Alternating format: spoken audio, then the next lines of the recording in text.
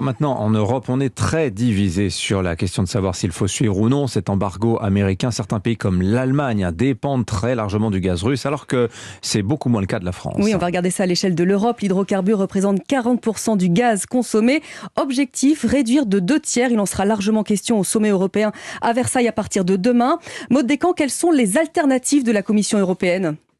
Eh bien, à court terme, il existe plusieurs solutions pour compenser le gaz russe. Vous savez, aujourd'hui, il y a 2 manières de faire venir ce gaz, soit par gazoduc ou alors par bateau pour le gaz liquéfié. L'idée est donc d'augmenter les importations de Norvège et d'Azerbaïdjan qui arrivent par gazoduc, et même chose pour le gaz naturel liquéfié qui arrive par bateau depuis les États-Unis et le Qatar. L'exécutif travaille d'ailleurs à améliorer la performance de nos 4 terminaux méthaniers pour accueillir plus de bateaux.